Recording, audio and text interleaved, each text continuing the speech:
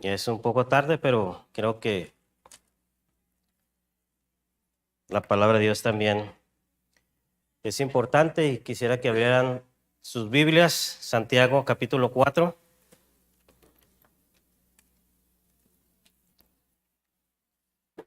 Santiago capítulo 4. De este pasaje, hermanos, vamos a ver solamente 5 puntos. Santiago nos va a recordar que todavía hay un remanente en nosotros, conocido como la carne, y que el hombre fue creado con deseos, o muchos los llaman instintos, ¿verdad? Pero en la caída esos instintos se corrompieron y son causa de conflictos personales. Pero ahí está, esa carne o ese remanente no se va a ir hasta que muramos. Pero también esos deseos o instintos corrompidos nos pueden llevar a cometer actos muchas veces irreparables. O sea, ofensas hacia otros, porque son conflictos entre personas. Pero también nos va a señalar que hay orgullo, ¿verdad?, dentro de nosotros, y que el orgullo levanta una barrera hacia Dios. Por eso dice la Escritura que Dios resiste a los soberbios, pero da gracia a los humildes. Entonces, el resultado de la gracia es una humildad en nosotros. Si estamos en un estado de altivez, la gracia nos da humildad.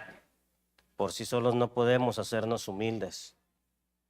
Nos da, la gracia también nos capacita, ¿verdad?, para someternos a Dios, para acercarnos a Dios, para hacer la voluntad de Dios, y nos capacita también para el amor al prójimo. Vamos a ver esos 5 puntos, y si hay algo de edificación en la Escritura, hermanos, pues la gloria es para nuestro Señor. Vamos a hacer una oración.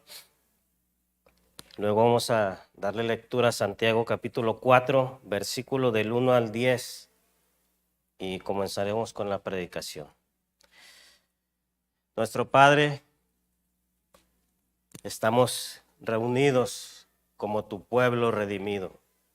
Acabamos de cantar una verdad de que tu Hijo amado vino y tomó forma, semejanza de hombre para cumplir toda justicia que tú demandabas. Estábamos esclavizados, estábamos encadenados, éramos carbones encendidos para perdición en el infierno, pero tú, a través de la obra de tu Hijo amado, nos arrebataste y nos limpiaste y nos diste libertad, y ahora gozamos de esa libertad en Cristo, y gozamos también de tu misma presencia, Señor, y de tu gracia para ser dirigidos en este mundo.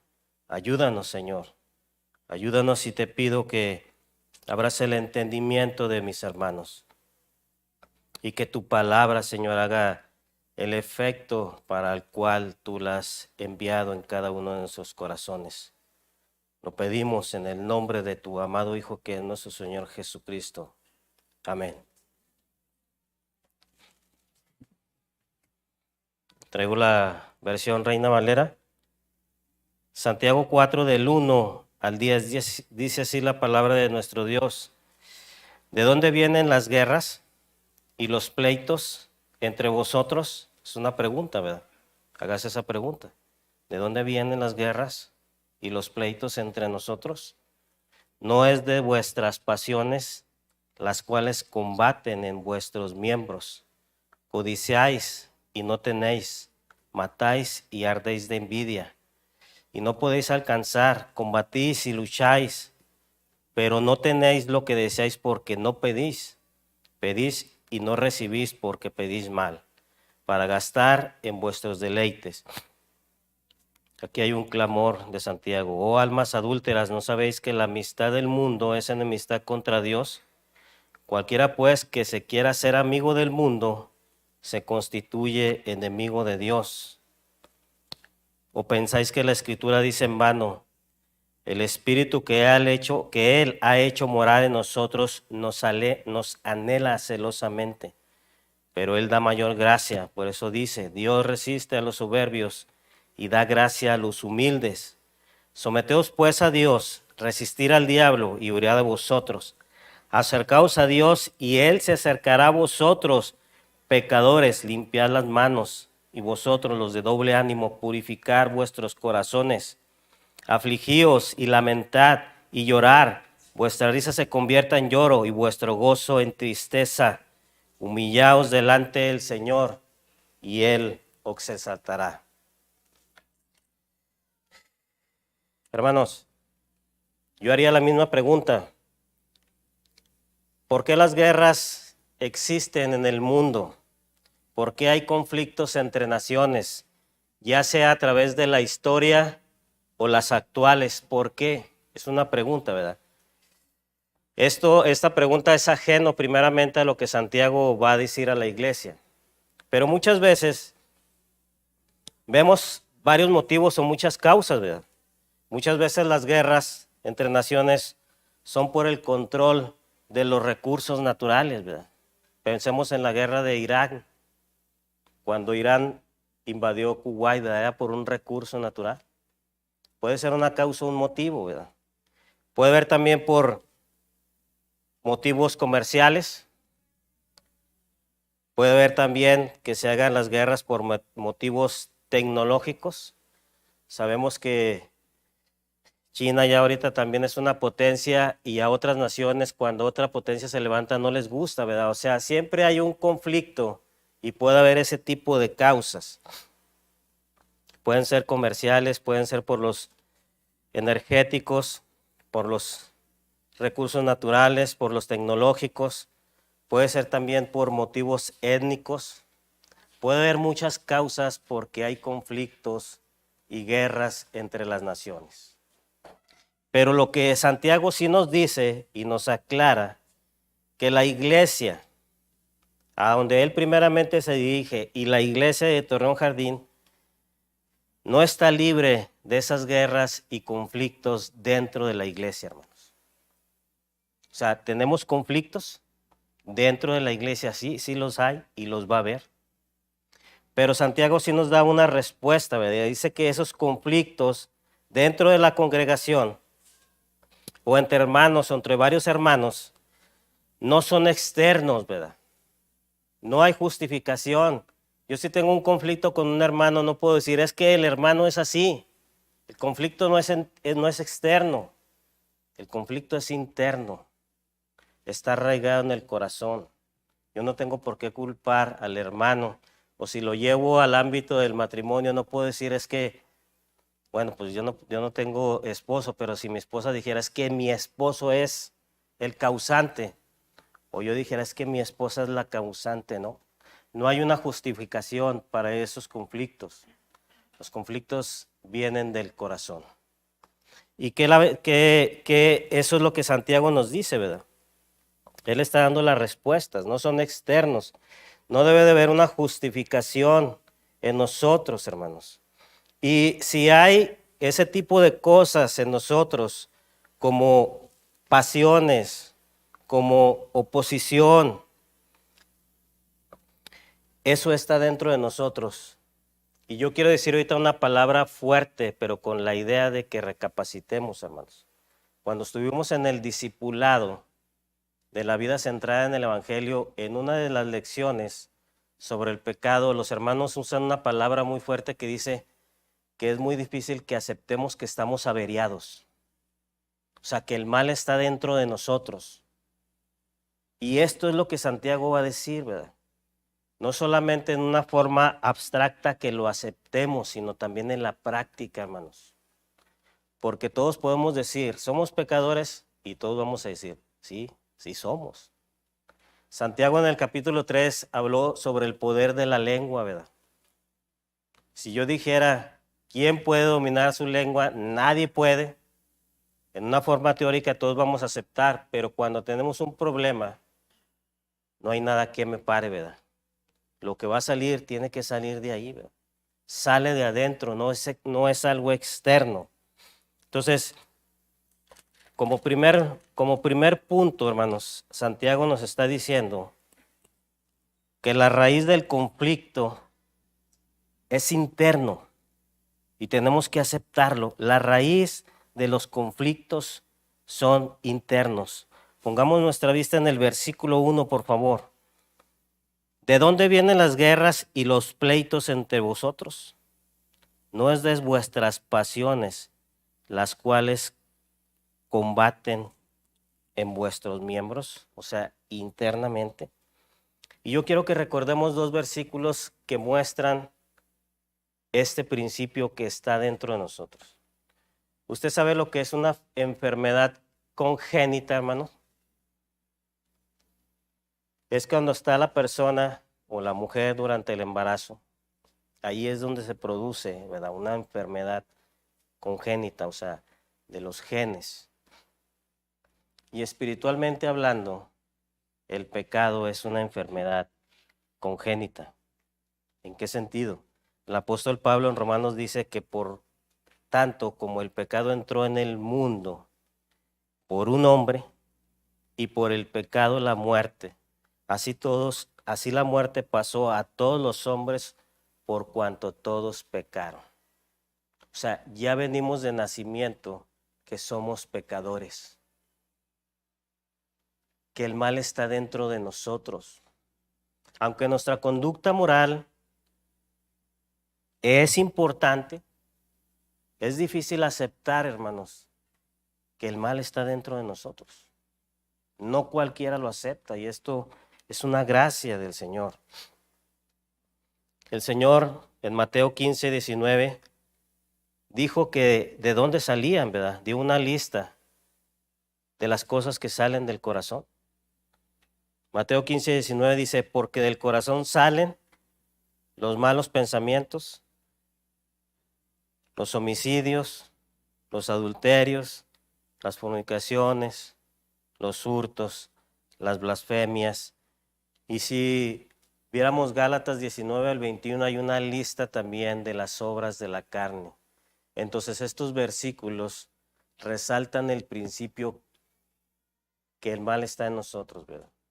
No recuerdo la cita del proverbio, pero dice que la necedad en un niño, ¿verdad?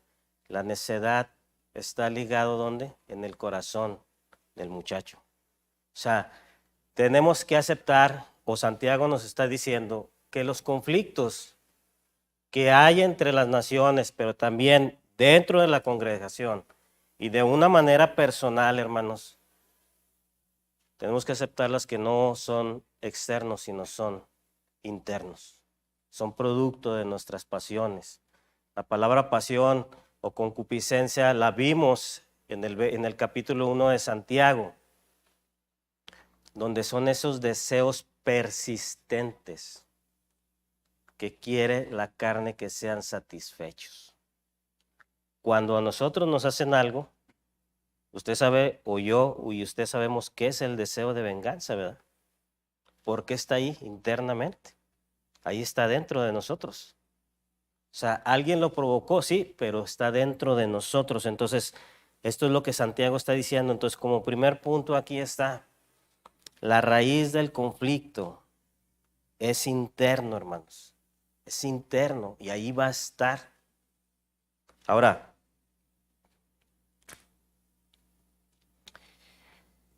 el ser humano, como segundo punto, el ser humano fue creado con deseos naturales,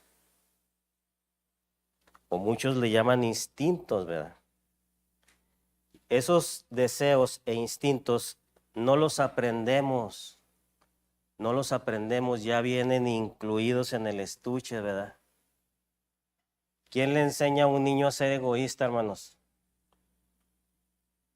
¿Quién le enseña a un niño a ser egoísta cuando trae un juguete y no lo quiere dar? ¿O quién le enseña a un niño a hacer un berrinche y se pone lleno de ira, ¿verdad? Ya vienen incluidos. Esos deseos se corrompieron cuando nuestros primeros padres cayeron, porque fueron creados a imagen y semejanza de Dios, nuestros primeros padres. Pero en la caída, esos deseos naturales de amor, de justicia, de piedad, se corrompieron. Pero aquí la pregunta que Santiago nos dice, o que quiere resaltar, hacernos ver, es que esos instintos que están corrompidos, hermanos, nos pueden llevar a cometer actos irreparables. Actos irreparables. Ponga su vista, por favor, en el versículo 2. Se van a mencionar varias cosas como instintos. La codicia, ahí está en el versículo 2. Codiciáis, pero lo dice, matáis y ardéis de envidia, porque no puedes alcanzar. Ahí están unos instintos deseados. O sea, quiere decir que estos deseos corrompidos nos pueden llevar, en algunos casos, hermanos, que quede bien claro, en algunos casos a cometer actos irreparables. ¿Se acuerda en Génesis capítulo 4 y 5 qué pasó con Abel y Caín? Hubo un homicidio, pero si recordamos, o yo lo tengo aquí escrito, la escritura en el versículo 5 de capítulo 4 dice que Caín se ensañó, o sea, se llenó de ira. Estaba ardiendo porque fue despreciada su ofrenda. ¿Y qué hizo? Mató a su hermano Caín. O sea, estos deseos en nosotros, en algunas veces, nos pueden llevar a cometer actos irreparables. ¿Se acuerda de la historia en Primera de Reyes 21, la historia de Acab y la viña? Ahí hay un principio de la envidia. ¿Qué dijo Acab? Quiero esa viña, ¿verdad? Pero dijo Nabot, no te la voy a dar. ¿Cómo te voy a vender la heredad de mis padres? Y el rey fue y dice que su semblante decayó, ¿verdad? ¿Y qué le dijo su esposa? ¿Verdad? Yo te la voy a conseguir. ¿Y qué hizo? Pues sabemos la historia, la estoy parafraseando. La idea aquí, hermanos, es que muchas veces nosotros posiblemente no hayamos asesinado a nadie físicamente. Pero cuando el Señor Jesucristo dijo que el odio, en Mateo capítulo 5, era igual que cometer homicidio, entonces yo soy una persona que ha asesinado espiritualmente muchas veces. Ahí está. Entonces, estos deseos están en nosotros, son naturales, hermanos. Ya vienen incluidos en nuestra vida. Y este ejemplo, Santiago, el siervo del Señor, está escribiendo a una iglesia que está dispersa, recuerden, ¿verdad? Mayormente judíos entendían este lenguaje.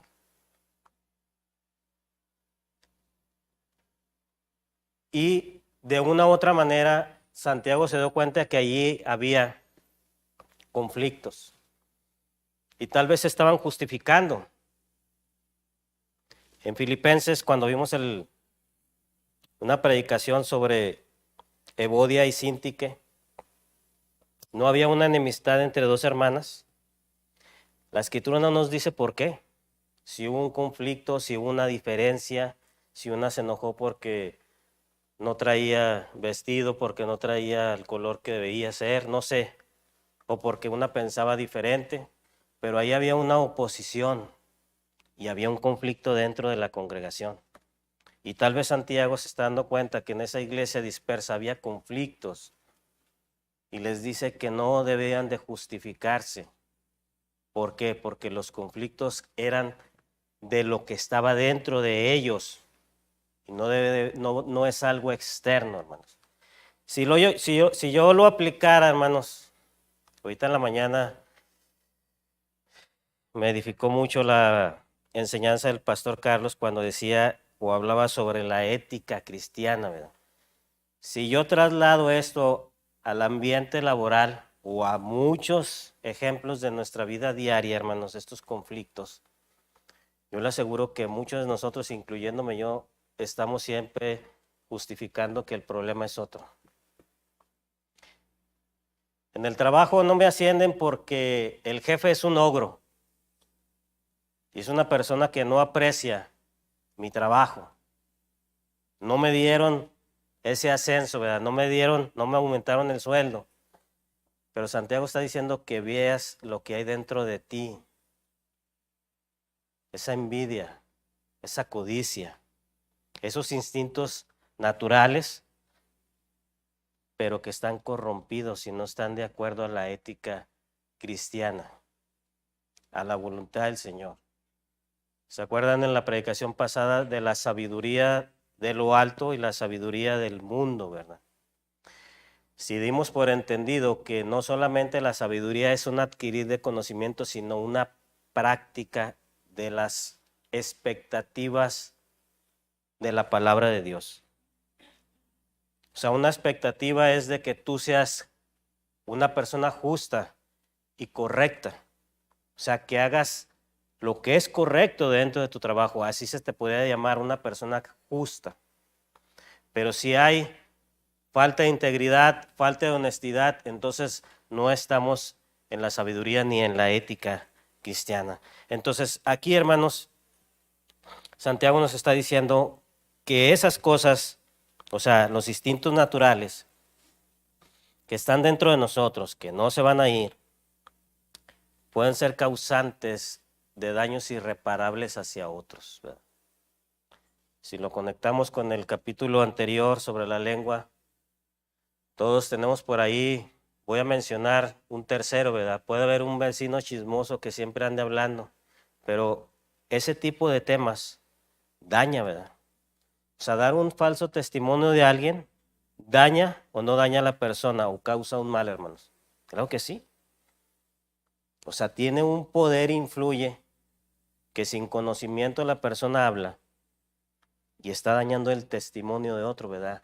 Ahí está un daño por un conflicto interno que hay en la persona. Y en este segundo punto, Santiago nos está diciendo que recapacitemos, ¿verdad?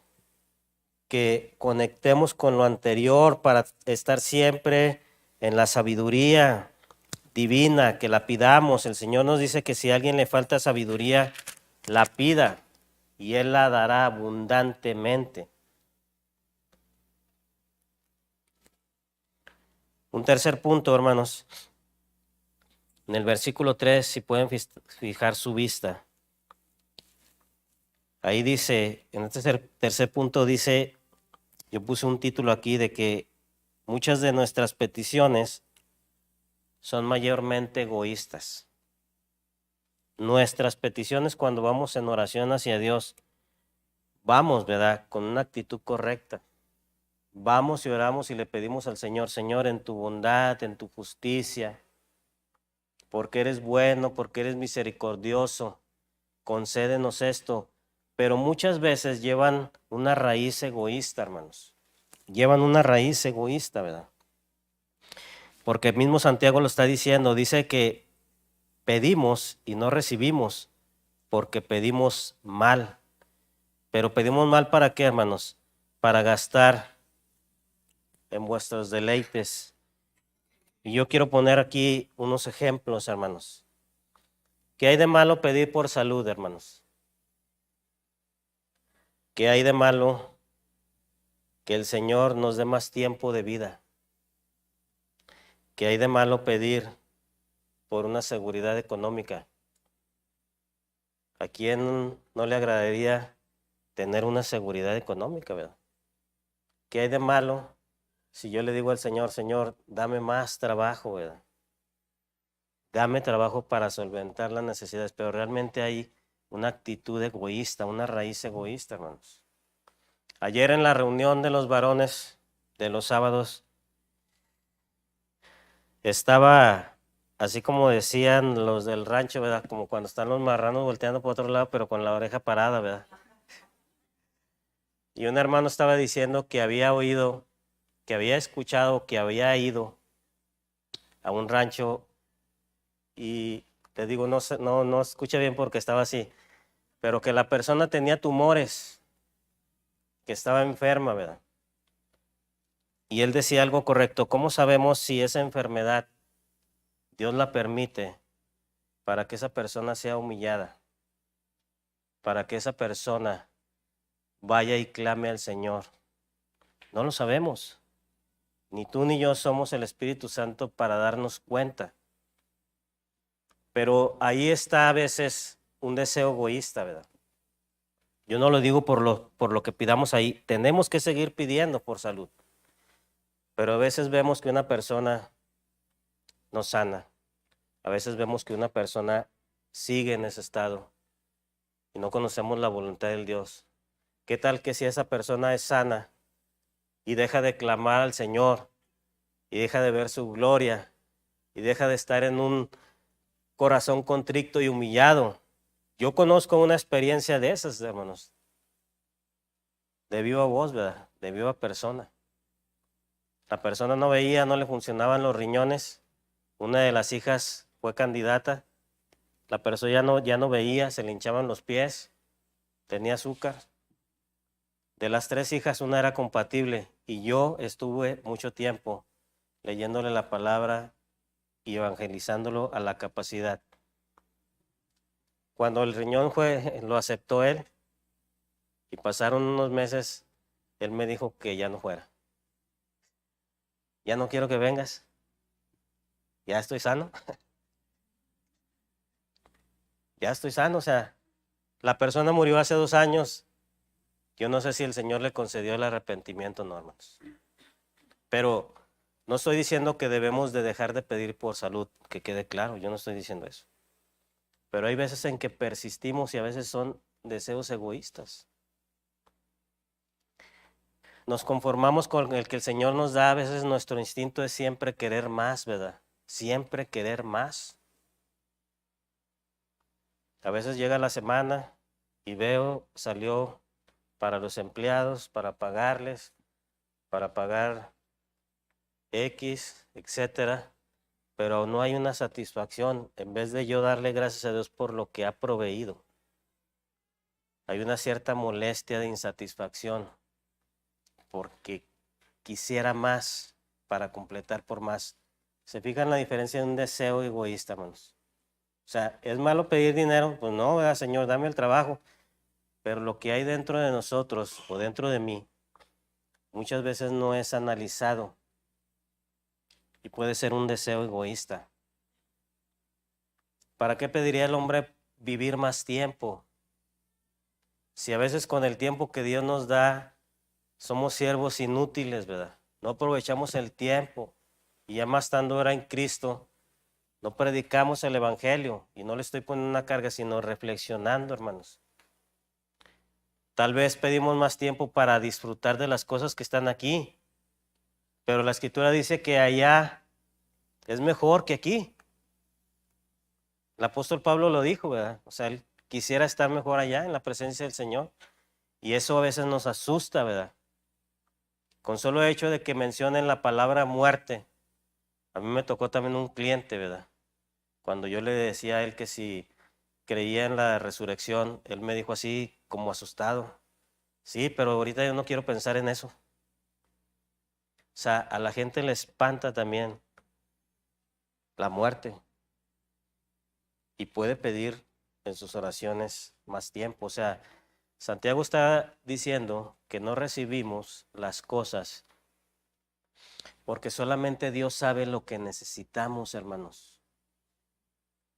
Él sí sabe lo que necesitamos. Yo puedo pedir otras cosas, pero el Señor me envía algo que sí necesito. ¿Se acuerdan del apóstol Pablo que clamó 3 veces y el Señor le dijo que no, ¿verdad? O sea, un hombre que fue llevado al tercer cielo. O sea, imagínese usted, nomás imagínese, no es una blasfemia.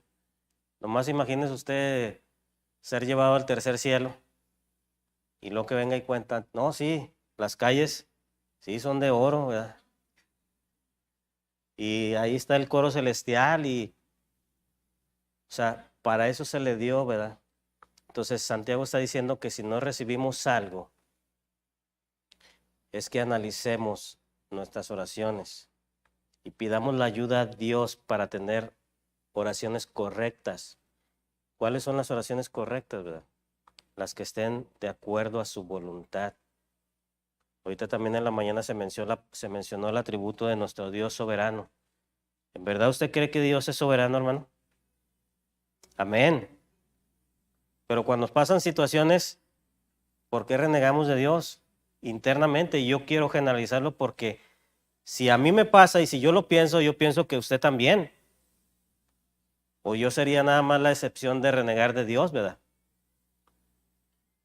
Entonces, si es soberano es porque Él controla todas las cosas. Y porque, como se dijo en la mañana, ¿verdad? En su voluntad permisiva, que Él no lo provoca, sino que está delante de sus ojos todo. Pero si Él quiere intervenir en algo, lo hace. Y si no, Él deja que suceda en su voluntad permisiva. Entonces, las oraciones correctas son las que estén de acuerdo a su voluntad. Y esas no van a llegar a menos de que nosotros perseveremos y analicemos lo que pidamos. ¿No le ha pasado que usted va en oración y pide y se le olvidó que pidió? Ay, ¿qué le pedí al Señor? Ya no me acuerdo, pero mañana le voy a volver a pedir. A veces no analizamos, hermanos, ni lo que le pedimos al Señor. Son las oraciones correctas, son las que están de acuerdo a su voluntad. Y sí debemos de pedir por salud, sí, que esté en su voluntad. Debemos de pedir que nos libre, sí, que preserve nuestra vida, sí. Salud también de acuerdo a su voluntad, hermanos. Todo que esté de acuerdo a su voluntad. Y que si algo llega a nuestras vidas, nos lo revele, porque pudiera ser que sea su mano protectora para con nosotros, para mantenernos humildes. En este cuarto punto, hermanos, quisiera que fijaran sus vistas en versículos 4 y 5. Aquí hay un clamor. Oh almas adúlteras, ¿no sabéis que la amistad del mundo es enemistad contra Dios? Cualquiera pues que se quiera ser amigo del mundo se constituye enemigo de Dios. No es que no sea importante. Hay una referencia donde el hermano que estoy leyendo pone las palabras griegas de lo que viene siendo almas adúlteras, que es el mundo y quien se constituye también amigo del mundo, pero las voy a evitar para resumirla en una sola frase, hermanos. Perdón. La transigencia no debe de ser una marca en nosotros. Lo voy a repetir. La transigencia no debe de ser una marca en nosotros. La palabra transigencia es una actitud tolerante. Una persona que tiene una actitud de consentimiento. La aceptación de opiniones y de conductas de otros, pero realmente no son más que el pecado disfrazado. Si está diciendo armas adúlteras a los que están allá, ¿verdad? Aquellos que se constituyen amigos del mundo son enemigos de Dios. Entonces, la iglesia a veces tiene la marca de tolerancia, hermanos. Hay sectas donde todos son bienvenidos, ¿verdad que sí? No importa si eres católico, si eres musulmán, si eres judío, ahí cabes. Todos tenemos, voy a usar extremos, todos tenemos conocidos que son homosexuales.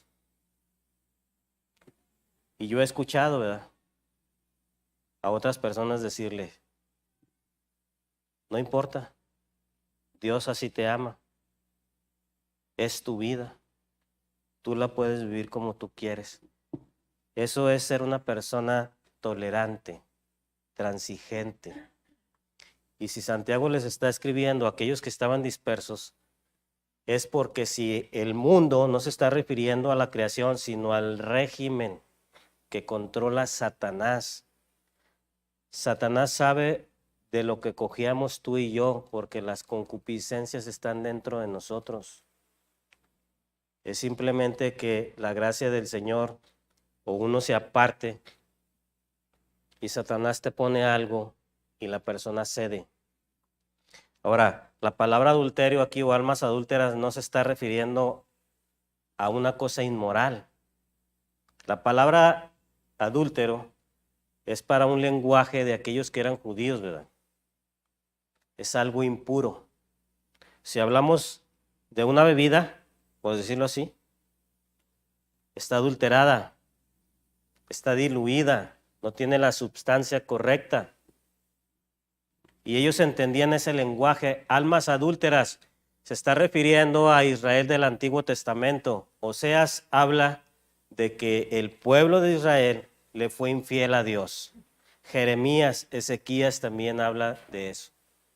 Está hablando de que si nosotros, hermanos, somos transigentes, o sea, tolerantes hacia el pecado, entonces nos estamos constituyendo amigos del mundo, pero enemigos de Dios. Ahora, aquí hay que ser muy cuidadosos. No debemos de usar los extremos, ¿verdad?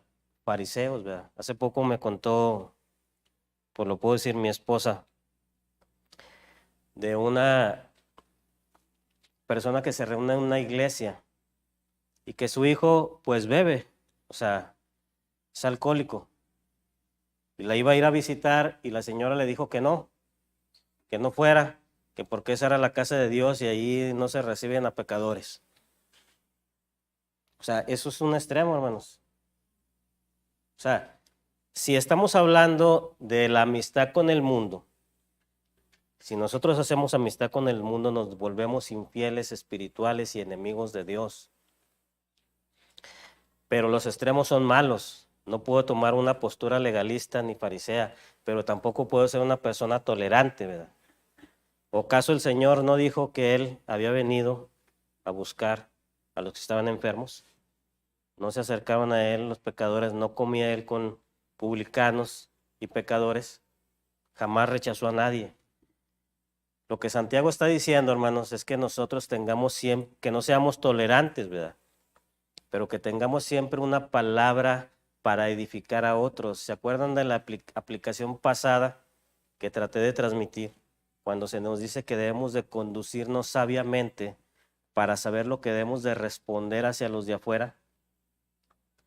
Si alguien se acerca, o sea, yo tengo muchos clientes, si algunos son unos 20, son policías de diferentes corporaciones, ¿verdad? Y todos están de una manera corrompidos.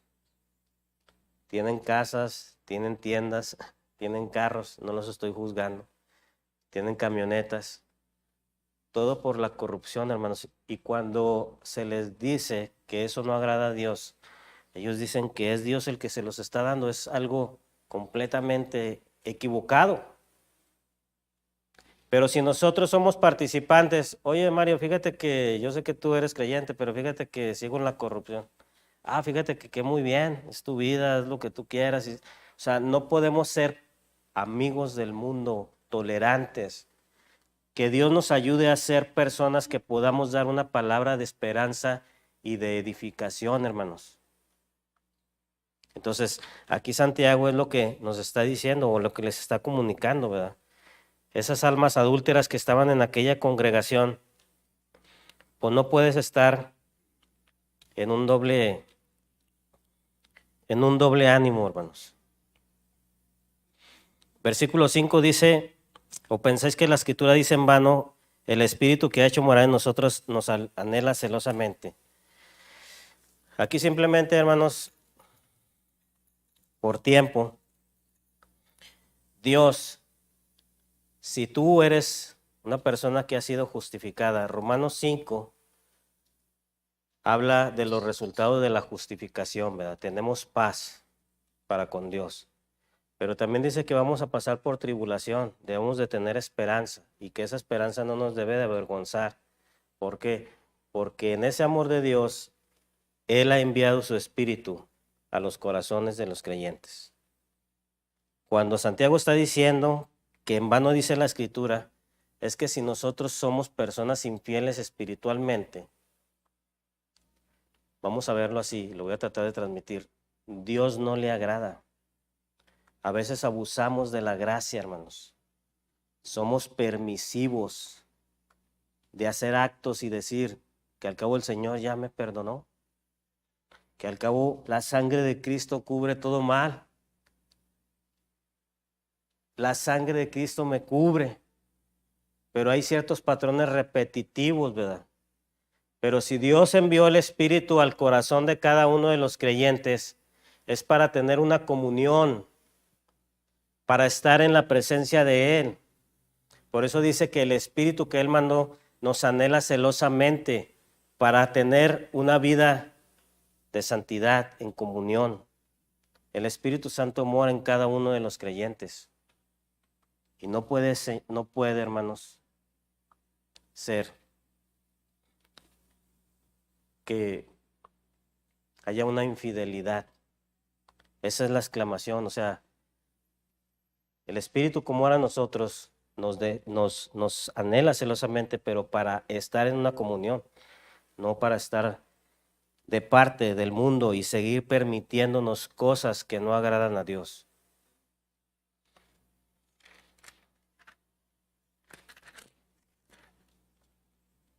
Un último punto, hermanos, versículos del 6 al 10. Dice, pero Él da mayor gracia, por eso dice, Dios resiste a los soberbios y da gracia a los humildes. Someteos pues a Dios, resistir al diablo, irá de vosotros. Acercaos a Dios y Él se acercará a vosotros, pecadores, limpiad las manos, y vosotros lo de doble ánimo, purificar vuestros corazones, afligíos y lamentar y llorar. Vuestra risa se convierte en lloro y vuestro gozo en tristeza. Humillaos delante del Señor y Él los exaltará. Aquí hay una lista, hermanos, resumida, para no entrar en detalle de cada una, que eso sería lo mejor, pero se está mencionando que aún un creyente, hermanos, puede estar en orgullo. Un creyente puede estar en orgullo. Y esa frase de que Dios resiste a los soberbios no quiere decir que hay un conflicto, sino que el mismo pecado levanta una barrera hacia Dios y el que está en pecado se aleja de Dios. ¿Qué es el orgullo? No es más que una actitud de autosuficiencia, ¿verdad? Que Él no necesita nada, que Él puede todo, que los demás son menos que Él y Él tiene una mayor preeminencia. Pero hay una palabra que mencionó aquí. Hay una lista primero, hermanos. La gracia, este último punto yo lo puse así, los resultados de la gracia nos capacitan para someternos a Dios, para resistir al diablo, para ser humildes, para purificarnos, para arrepentirnos y para exaltarnos en humildad. Eso es lo que nos capacita la gracia. Pero si estamos en una actitud de orgullo, hermanos, ¿qué es la gracia? ¿Qué entendemos por el concepto de la gracia, hermanos? ¿Es un don de Dios? Sí. Los músicos tienen una habilidad, fue un regalo que Dios le dio como un don. Pero también en la salvación es un don para nosotros porque somos salvos por gracia. Pero si en este tema se está mencionando los instintos pecaminosos, las concupiscencias, las envidias, las codicias, el adulterio espiritual, entonces necesitamos una gracia que sea una gracia de perdón, hermanos. Una persona que está, si usted me dice, hermano Mario, pero si Dios ya nos perdonó, claro que sí. Claro que ya perdonó y te salvó, pero si tú sigues cometiendo ciertos actos que siguen desagradando al Señor, no necesitas pedir perdón. Pero puede ser que haya un lapso de tiempo y tu arrogancia no pueda ver ese pecado como David y pueda ser un tiempo y tú sigas que estás bien, Necesitas la gracia de Dios y esa gracia te lleva del orgullo a la humildad. Lo contrario, hermanos, al orgullo, al ego, la humildad es que estamos vacíos, necesitados, que somos pobres, mendigos, que somos dependientes. Y esto hay que hacer un puente, encajarlo de que estamos hablando de hacia Dios, ¿verdad? Por eso Dios resiste a los soberbios y da gracia a los humildes. Necesitamos la gracia de Dios, hermanos, para someternos a Dios. Y el sometimiento es que nosotros le obedezcamos lo que Él dice. Lo voy a resumir por falta de tiempo, hermanos. Someternos a Dios, solamente la gracia nos capacita para someternos a Dios. Es el resultado de la gracia, ¿verdad? Cuando Dios da gracia a los humildes, que se ven necesitados, se vuelven humildes, entonces solamente una persona humilde está capacitada para reconocer y someterse a Dios. Otra cualidad de la que Santiago habla es de que resistimos al diablo, pero eso solamente por la gracia, hermanos. Usted hágale frente a sus pecados sin la gracia. Usted hágale frente a Satanás sin la gracia. Satanás sabe de qué, como vulgarmente decimos, ¿verdad? Sabe de qué pata cojeamos, ¿verdad? Y lo que va a hacer es simplemente alimentar tus concupiscencias o tu remanente de carne, ¿verdad? Y ahí va a estar. Pero con la gracia y sometidos a Dios podemos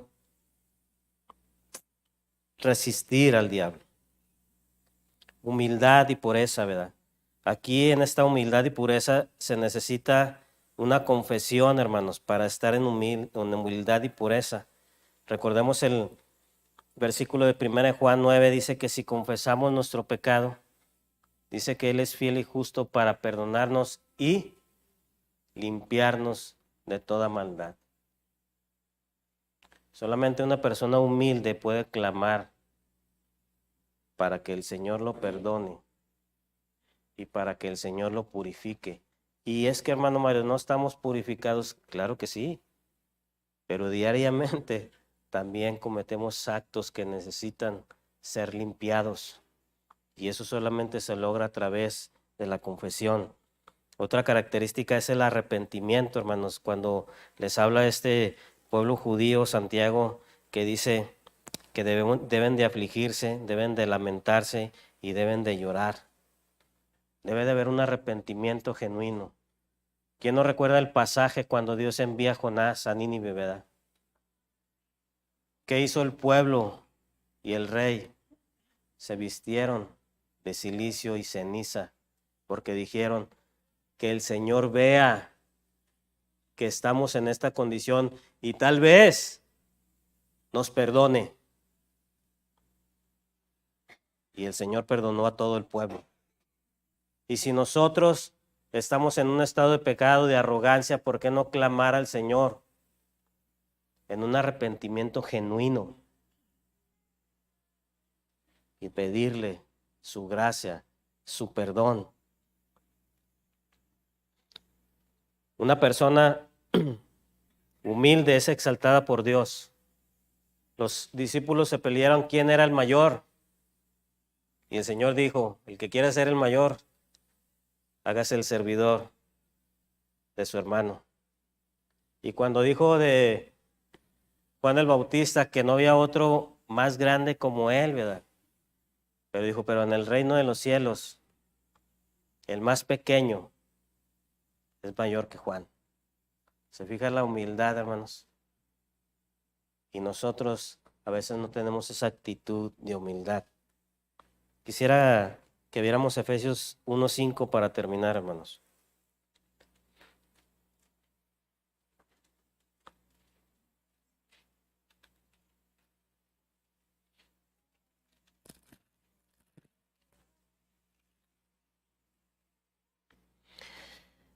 Estos 5 puntos extraídos de aquí nos dan una enseñanza, hermanos, de recordar que esos conflictos son internos de nosotros y debemos de aceptarlos. Esos instintos corrompidos siguen y seguirán si no pedimos la gracia, provocando daños en otros y de otros hacia nosotros, si no pedimos la gracia, ¿verdad? Los conflictos en el matrimonio, entre los hijos, tener un espíritu partidista dentro de la iglesia daña, hermanos, daña la unidad. Si esto yo le diera una aplicación a la iglesia, puede haber hermanos contenciosos dentro de la congregación, pero la humildad, hermanos, te capacita para hablar la verdad en amor. No estoy diciendo que nadie deba de pedir una opinión o deba de decir algo, pero la humildad te capacita para hablar la verdad en amor, en ser humilde hacia los demás, en ver a mis hermanos como iguales. Entonces, los resultados, hermanos, también de tener una actitud de tolerancia, que el Señor nos ayude a no caer en los extremos, sino a pedirle la sabiduría para saber cómo responder hacia los de afuera y que los de afuera vean que hay una ética que no solamente se habla, sino que se predica con el ejemplo. Los resultados de la gracia son lo que el Señor nos ha dado para nosotros. Y yo quiero hacer una aplicación. Efesios 1:5 al 7 dice: en amor, habiéndonos predestinado para ser adoptados hijos suyos por medio de Jesucristo, según el puro afecto de su voluntad, para alabanza de la gloria de su gracia, la cual nos hizo aceptos en el amado. Si estamos hablando de la gracia de Dios, Cristo es la mayor gracia para nosotros, hermanos. Los versículos que leímos es que hay una voluntad en la eternidad donde por medio de Cristo tú y yo vamos a ser declarados justos y santos. Lo que no teníamos fue revertido por la obra de Cristo. Tú y yo no teníamos santidad ni justicia antes de venir a Cristo. Estábamos muertos en delitos y pecados, en nuestras obras. Y el don de Dios, o sea, Cristo, es algo que se debe de apreciar en nuestras vidas, porque en Cristo somos capacitados para vivir eternamente, porque Él lo logró por medio de su obra y su resurrección. En Cristo tenemos la fortaleza y la gracia para enfrentar las situaciones diarias. En Cristo tenemos la gracia, hermanos, para poder amar al prójimo, para poder perdonarlo, para revertir los efectos y remanentes que todavía hay en nosotros. Cristo, por la obra de Cristo, debe de afectar la vida del ser humano. La afecta porque nos hace unas nuevas criaturas. Que hoy nos vayamos con el pensamiento, hermanos, de que ese remanente no se irá hasta que muramos, pero que el Señor da mayor gracia para conducirnos en una sabiduría de acuerdo a su voluntad y a su palabra. Pero para eso tenemos que acercarnos en humildad hacia Él. Padre, te damos gracias por este momento, por tu palabra, Señor, y te pido, Señor, que tu promesa es que Cristo sea formado en nuestras vidas. Pero también te pedimos, Señor, que tu gracia, como fue prometida para con nosotros, Señor, tu don, cumpla el propósito para lo cual fue enviada. Transformarnos, regenerarnos, dar un testimonio, Señor, que te glorifique, Padre. Has enviado tu Espíritu y hoy tenemos comunión y podemos estar en tu presencia por la obra de tu Santo Espíritu. Bendice tu iglesia de Torreón Jardín y bendice a mis hermanos en esta tarde. En el nombre de Cristo te lo pedimos y te lo agradecemos. Amén. Hermanos, estamos despedidos. Gracias.